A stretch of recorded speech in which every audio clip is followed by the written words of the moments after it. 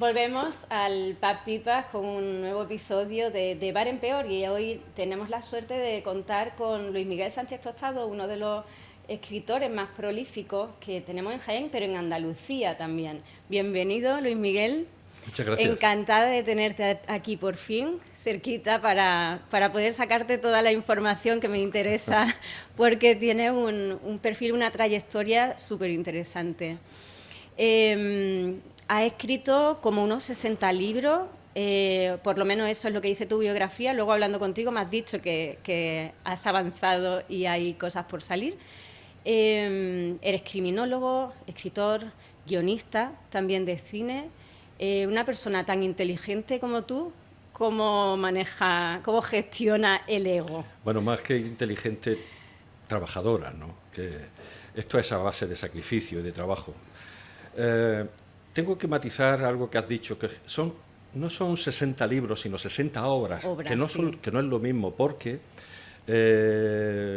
ahí están, hablamos de ensayo, novela, cuento, relato corto, guiones, y no todos son libros, porque los guiones no están editados en forma de libro, por ejemplo, aunque estén inscritos en el registro de la propiedad intelectual, son obras de 200 páginas, por ejemplo, pero no tienen formato libro, pero bueno, es más correcto decir obras, ¿no? Y sí, efectivamente, la que va a salir dentro de poco son 60.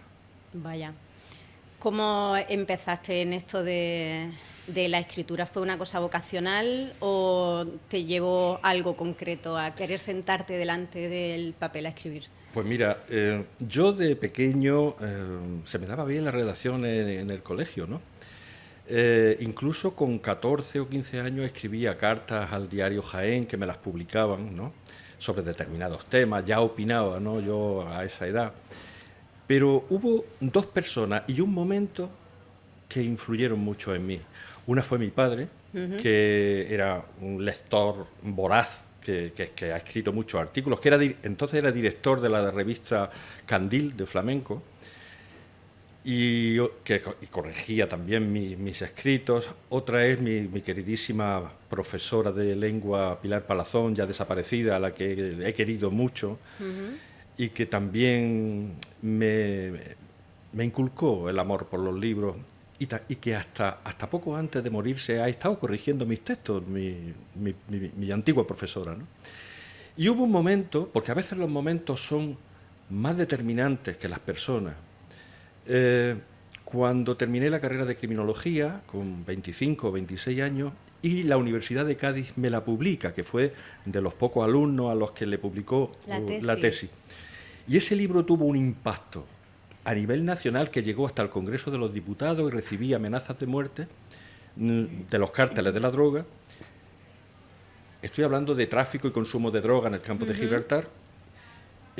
Y a pesar de los malos ratos que me produjo, porque me vino grande, siendo tan joven, aquel impacto, me enseñó, y ahí fue cuando yo aprendí que se pueden hacer grandes cosas a través de la literatura, a través de la investigación, y me ayudó mucho para darme cuenta que podemos cambiar la sociedad y el mundo, el interior y el exterior, a través de la literatura. Cuando estuviste amenazado, ¿cómo llevabas tu día a día? Cuando te levantabas, ¿cómo salías a la calle y te enfrentabas?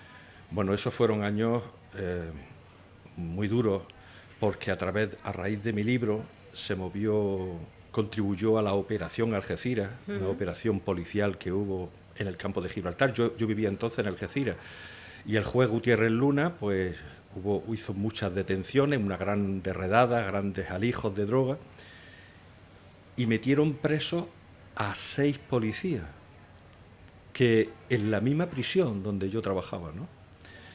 Y tuve intervenidos los teléfonos, tuve que llevar escolta, y no le dije nada a mi familia, me lo tuve que comer solo, ¿no? Vaya. Y por eso adelanté mi regreso al centro penitenciario de Jaén. Estoy hablando del año finales de los 80, principios de los 90. Fue una experiencia dura, pero bueno, una experiencia que de todo se aprende. ¿Cuándo se enteró tu familia?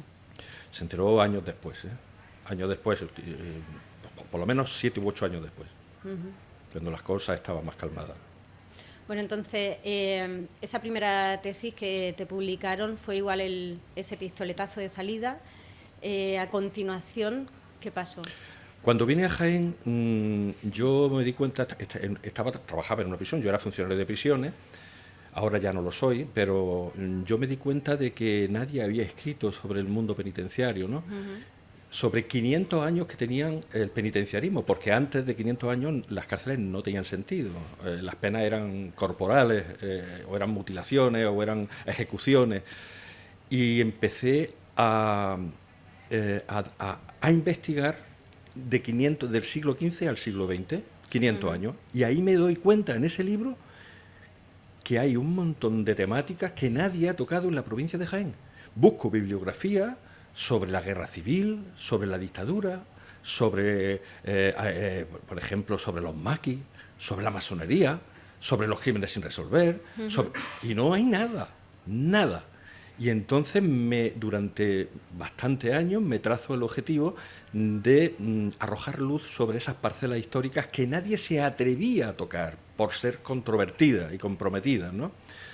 Y entonces, pues, para salvar ese compromiso, lo que hice fue dotar de mucho rigor histórico, muchas notas a pie de página, citando las fuentes documentales, y he salvado esa tensión tan comprometida.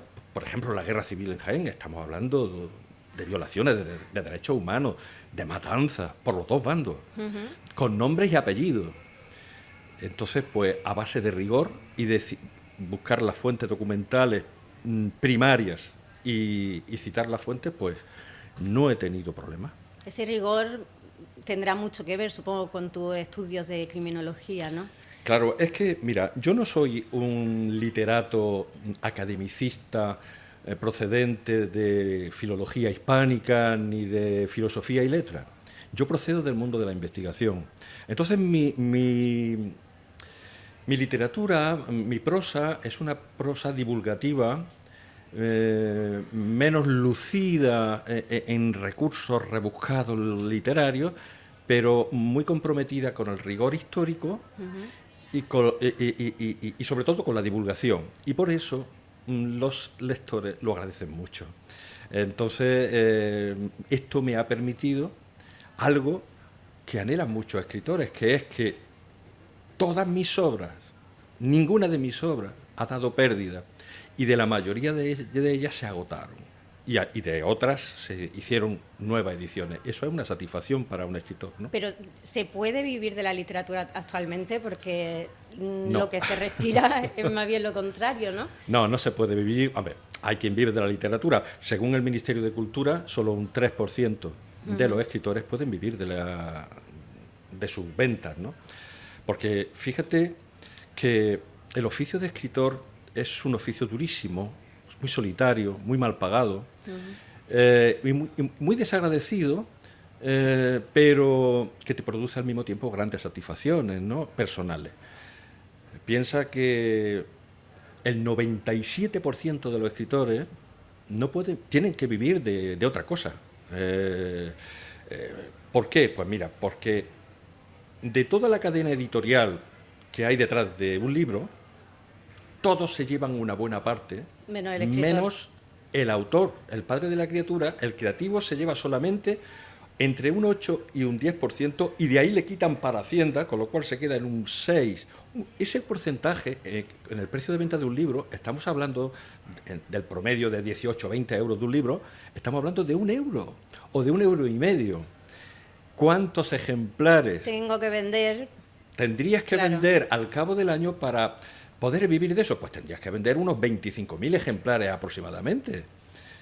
¿Y quién vende 25.000 ejemplares al año de una obra? Eso lo vende, pues, los grandes, los que editan con grandes editoriales y que están consagrados, ese 3%, ¿no? Pues estamos hablando de Pérez Reverte, de Juan Eslava Galán, de todos los grandes.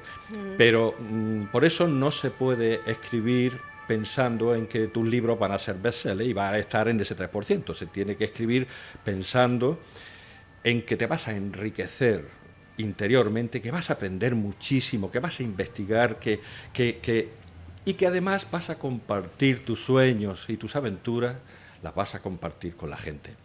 Y eso, pues, te lo van a agradecer los lectores si lo haces medianamente bien. Incluso vas a ganar premios, ¿eh? Sí, porque premios desde luego no te faltan. No, bueno, Tanto nacionales como internacionales. Sí, yo hace unos días, o muy pocos días, he sido finalista del Premio Ateneo de Sevilla, que es un premio muy importante, de los más importantes de España. Lo sé. Y esa obra no se ha editado todavía, ahora mismo está inédita, sigue concursando hasta final de año, y aunque ya tengo ofertas para esa, obviamente, para esa novela, y espero que salga. Se llama La maldición de Jericó. Es una novela, es un thriller histórico muy interesante que juega a dos tiempos, entre 1959 y 2010, y que versa sobre los manuscritos del Mar Muerto, con la figura de Jesús de Nazaret de fondo. Hay una serie de muertes de un manuscrito que demuestra cómo fue Jesús realmente, ¿no? La única prueba de la existencia de Jesús histórico, y es muy interesante. Pues esa novela espero que salga para primeros de año, ¿eh? Y tengo también otra que estoy escribiendo ahora mismo, la que acabo de decir está concluida, y esta la estoy escribiendo ahora.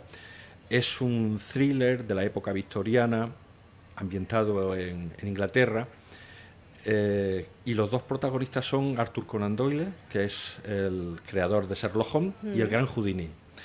Y no puedo decir más. Vale. Bueno, estaré pendiente, porque solo por lo que has mencionado ya promete. ¿En qué momento, Luis Miguel, decidiste escribir tu historia en guión? ¿En guión cinematográfico te refieres? Bueno, esto es muy nuevo, esto es muy reciente. Llevo 2 años escribiendo guiones, tengo 6 guiones cinematográficos hechos ya. Y esto ha sido un gusanillo que me ha metido mi querido amigo Luis G. Moyano, que es director de cine de Jaén, al que quiero mucho, y es un crack auténtico, ¿no? Varias de mis obras las ha adaptado él al cine. Por ejemplo, ha hecho 2 cortometrajes fabulosos que todavía no se conocen, todavía no se han divulgado y están terminados, que es El desenlace, que es fantástico, basado en un relato mío que ganó un premio internacional, y Pestiños, que está basado en otro relato mío, que es Proselitismo íntimo, que ganó un premio nacional en Zaragoza. Pero ahora mismo estamos en un proyecto interesantísimo, ambicioso. La cuarta bestia. La cuarta bestia, que es basada en mi novela homónima, editada por Almuzara, que está basada en un el impacto nacional que tuvo un crimen tremendo que hubo en la provincia de Jaén en 1898, que llegó hasta el Consejo de Ministros, que se publicó en toda la prensa nacional y que transformó la sociedad de un pueblo pequeño del interior hasta el punto de causar un trauma tremendo, ¿no? Yo le di la novela a Luis G., le digo, léela. Y cuando la leyó me llamó, me dijo, Luismi, esto es cine, vamos a hacer un guión. Y el guión lo hemos hecho entre los dos. Y nos lo planteamos primero como un largometraje y después pensamos que podía ser una serie de 6 capítulos, una miniserie. Se acaba de rodar el primer el capítulo piloto, sí. Ha quedado fabuloso. Y ahora se abre un proceso de negociación con las grandes plataformas digitales, pues para ver la viabilidad de colocarla en Netflix, en Amazon Prime, HBO, en fin, en alguna de estas, ¿no? Y estamos en eso. Yo he seguido escribiendo guiones adaptativos de algunas de mis obras, y hay uno que es una comedia divertidísima basada en la novela Tres promesas y un arrebato, que ganó un premio internacional de novela breve de humor, y que el guión cinematográfico lo hice y ahora mismo lo está estudiando una gran productora española, de las grandes, y la está estudiando. En cualquier forma, Luis G. ya se ha ofrecido para hacerla él también, ¿no? O sea que posiblemente surjan nuevos proyectos, ¿no? Aunque La cuarta bestia es que nos está absorbiendo muchísimo, porque es que La cuarta bestia es un proyecto en el que participan más de 70 personas. Claro, es que una serie requiere un equipo bastante amplio. Con un elenco actoral amplísimo y potente, porque tiene actores, bueno, está Arantxa del Sol, la conocida actriz y presentadora, está Mario de la Rosa, que ha hecho muchísimas series, que hizo La Casa de Papel, que hizo Terminator, esto que incluso con Arnold Schwarzenegger, que hizo Hellboy, en fin, está Armando del Río, que es un monstruo también de interpretativo, Manuel Sala, está Rosa Álvarez, está Cristina Mediero de Jaén, también, bueno, hay muchos actores, ¿no? Y está quedando genial. Bueno, estamos deseando ver ese trabajo. A partir de ahora, ¿cómo te planteas la vida? ¿Cómo te ves desde la altura de tu edad? ¿Cómo ves tu futuro como escritor? Yo es que no me veo haciendo algo distinto a escribir y leer. Para mí la lectura y la escritura lo es todo. Ya tengo la sensación de que no sé hacer otra cosa que eso, ¿no? Y la verdad es que leer es algo maravilloso. Fíjate qué curioso, porque leer nos proporciona una vida mejor que la que tenemos siempre. Y no solo al que lee, también al que escribe. Al que lee lo conduce de la mano un autor y camina de la mano hace viajes maravillosos a otros mundos, a otros tiempos. Pero el escritor también se deja guiar por la mano, no solo de otros autores leídos, sino por sus propios personajes. Y esto es interesantísimo, porque uno piensa que va a escribir una historia que tiene su trama, el escritor de mapa, luego está el escritor de brújula que improvisa, ¿no? Pero el escritor de mapa que se planifica todo, luego se encuentra, que yo lo hago, luego se encuentra, apenas ha empezado a escribir, con que los propios personajes le hablan, se le revelan. Y dicen, no, por aquí no, yo no digo esto, yo soy más impulsivo o más, más despabilado de lo que me estás poniendo. Y te están guiando, te están conduciendo por unos caminos que tú no ni imaginabas al principio que ibas a recorrer. Y al final queda una novela muy distinta, o una obra muy distinta a la que te planteaste. Y eso es maravilloso. Eso sí, es como un momento de elevación magia mística, pura. ¿no? Es magia, sí. magia. Y yo escribiré hasta que me muera. ¿Y Luis Miguel qué tienes? ¿Más lectores que lectoras o más lectoras que lectores? No lo sé, eso... ¿Qué feedback te dan? No lo sé. Yo sí sé, hombre, lo veo en las presentaciones, que las mujeres leen más que los hombres. De eso no me cabe ninguna duda. Los clubes de lectura, los clubes los talleres literarios de escritura creativa y los clubes de lectura, la inmensa mayoría son mujeres. Las carreras de letras, la inmensa mayoría son mujeres. Y bueno, últimamente están ganando más premios que los hombres, pero los premios se los han dado a los hombres la mayoría de las veces. Sin embargo, ahora, y me alegro mucho que sea así, que la mujer esté irrumpiendo de esa manera. Es cierto que la mujer lee más que los hombres, pero no te sé decir si mis lectores son más masculinos que femeninos, no lo sé, porque me escriben En La Cuarta Bestia, por ejemplo, la protagonista es una mujer, es tu alter ego, ¿sí? ¿Verdad? Lo he leído por ahí.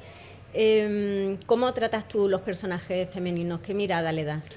Mira, La Cuarta Bestia, lo que pasa... Bueno, La Cuarta Bestia son, digamos, dos novelas entrelazadas. Así, en una va saltando desde el siglo XIX al siglo XXI, ¿no?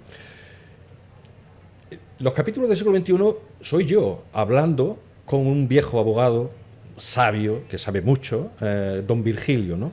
Entonces, Luis G. me propuso que fuese una mujer, y yo lo acepté enseguida, porque los capítulos del siglo XIX eran casi todos hombres. Piensa que en el siglo XIX la mujer estaba relegada a la casa, y los jueces, los abogados, los procuradores, hasta todos eran hombres. Entonces, en los capítulos del siglo XXI sacrifiqué el papel masculino por uno femenino. Necesitamos darle protagonismo a la mujer, ¿no? Y luego ese papel es muy importante. El papel que hace Cristina Mediero en la obra como la mujer del juez es fascinante porque tiene una capacidad de leer en los ojos de las personas, ¿no? y ella tiene una mirada muy profunda y es un papel genial. El papel de la mujer, bueno, lo que pasa es que estoy tocando un tema en el que una etapa histórica donde el machismo y la mujer estaba muy relegada, ¿no? Por eso trato de compensarlo. Y creo que habrá mucha gente que te lo agradezca, que de alguna manera le dé esa posición a la mujer en esta serie. Luego está el tema que me preguntan mucho, porque ahora mismo estamos en plena promoción del capítulo piloto, se está presentando, ya se ha presentado en el Castillo Locubín, Alcalá la Real, con un exitazo tremendo, llenando el teatro. Que cómo veo yo la adaptación, que si se diferencia mucho de la novela. Esto es una pregunta importante y me la suelen hacer porque hay escritores que detestan las adaptaciones. ¿Tú sí le has dado libertad ahí a la historia para poderla encajar en el Total cine? Libertad no. Total Absoluta. libertad no, pero sí, mira, hay que entender, y es que esto es importante, hay que entender que son dos lenguajes distintos. El escritor escribe para lectores, el director de cine crea para los espectadores. Claro. Y el lenguaje audiovisual no es el lenguaje literario. Por ejemplo, mi novela empieza en el capítulo número 1 y la serie empieza en el capítulo 36. ¿Por qué? Porque en el mundo audiovisual hay unos códigos, ahí se necesita, por ejemplo, empezar por un capítulo muy impactante que deje pegado al asiento, al espectador. Es decir, todo eso es asumible. Incluso la improvisación del director, pero sin traicionar el rigor histórico porque está basada en un hecho real. Los hechos reales suelen atraer mucho al público, ¿verdad? Claro, porque tiene un plus de morbo añadido. Es decir, es impresionante que esto pasara de verdad. Claro, se vive de otra manera.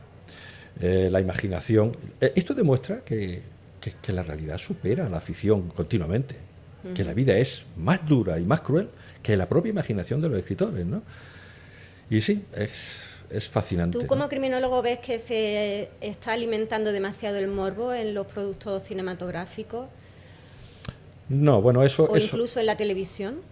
Eso ha ocurrido siempre.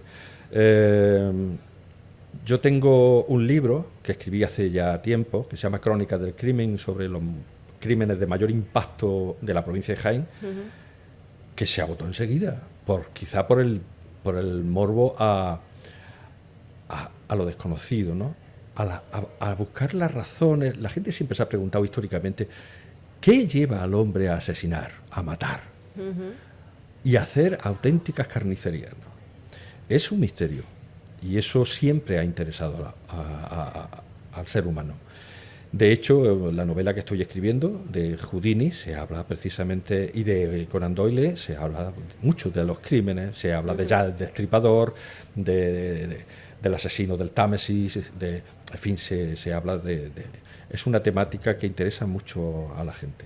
Una persona tan meticulosa como tú, en tu faceta de criminólogo tiene que ser muy frustrante no conseguir resolver una historia, ¿no? Un caso. Bueno, aquí hay que distinguir lo que es el criminólogo y lo que es el criminalista. Es que hay mucho error en esto. El criminólogo no estudia, no busca al asesino. Eso lo hacen los criminalistas. Es una ciencia multidisciplinar. No ha confundido mucho CSI. Claro, porque en CSI, que es una serie magnífica, pero eso es criminalista. Son criminalistas, no criminólogos, aunque en la serie digan criminólogos. Criminólogo es un término muy pegadizo. Entonces, los de criminalista no lo entiende la gente y dicen criminólogo. El criminalista estudia la escena del crimen y tiende a buscar, a través de la ciencia forense, la dactiloscopia, la balística, la entomología, la genética, etcétera, buscar el asesino, ¿no? y todo lo que rodeó a ese caso concreto. Eso no lo hace el criminólogo. El criminólogo estudia el delito, estudia el delincuente. El perfil, ¿no? Estudia a la víctima y busca soluciones para el control social, es decir, para ver qué posibles soluciones se pueden buscar en política criminal para mitigar, porque nunca se va a eliminar el delito de la sociedad, pero mitigar en determinadas áreas, en determinadas épocas y en determinadas tipologías delictivas cómo se puede mitigar o qué podemos hacer, ¿no? Pero no se dedica el criminólogo a buscar al asesino, aunque sí piden criminología para darte la licencia de detective privado, y ahí quizá sí pueda estar más relacionado con la investigación, si no criminalística, sí investigadora. Sí. Así a bote pronto, mirando a una persona, ¿qué rasgo serías tú capaz de identificar? ¿Se puede identificar a una persona como potencial criminal? No. No. Mira, esa teoría es muy antigua, procede del siglo XIX, de la escuela positiva. Lombroso, César Lombroso, el médico italiano que estableció la antropometría, ¿no? Que eran los estudios, buscaba al criminal nato, ¿no? Al asesino nato, ¿no? Es decir, hacía muchas mediciones y llegaba a la conclusión errónea de que... mediciones hasta de cráneo. Sí, porque hizo estudios a miles de presos, ¿no? Y llegaba a la conclusión de que tenía una serie de un perfil atávico y una serie de medidas de cráneo, de frente, de abrazada, de nariz, de tal. No, eso hoy en día está demostrado que está más relacionada la criminalidad con la sociología que con la biología. Aunque es cierto que sí hay delincuentes genéticos, que hay malformaciones cromosomáticas y hay tendencias biológicas en pequeñas cantidades de personas, ¿no? Sí, que pueden predisponerse a la violencia. Pero la inmensa mayoría de los delincuentes se han hecho, no han nacido delincuentes. Y esto está superado.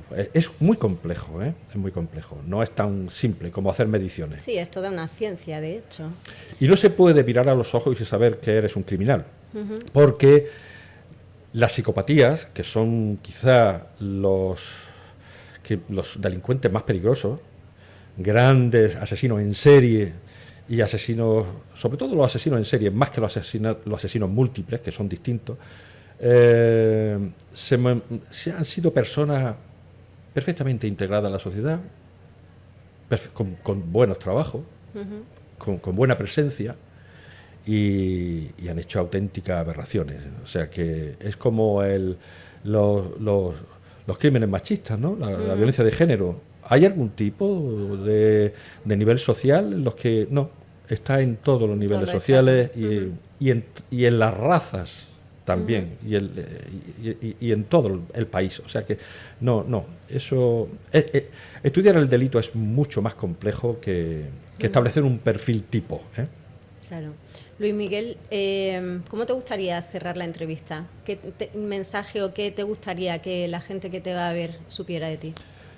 Bueno, yo me dirigiría a los escritores noveles, o a los escritores o a las personas que quieren escribir pero no saben qué hacer, ¿no? Y también me gustaría terminar reivindicando a los escritores de Jaén, que tienen un nivel buenísimo y no están donde deberían estar, a mi juicio, ¿no? Estoy hablando de Andrés Ortiz Tafur, de Jesús Tisca, de Emilio Lara, de Rocío Biedma, de Molina Damiani, de Yolanda Sáez de Tejada, en fin, de tantos, es que son muchos, que sería la lista muy larga y me dejo, ¿no? Que se lean, que se lean a los escritores de Jaén. Y a los escritores noveles yo le aconsejaría disciplina. Los escritores de domingo no funcionan. Disciplina. Todos los días hay que escribir y leer. Y si no lees, nunca serás un escritor. Jamás. La lectura es fundamental. Muy bien, pues con eso nos quedamos. Muchísimas gracias por esta charla que ha sido tan interesante. Y nosotros pues nos vemos la próxima semana en una nueva entrevista aquí en el Pub Pipas, que tenemos la suerte de que nos lo ceden para este programa, de Bar en Peor.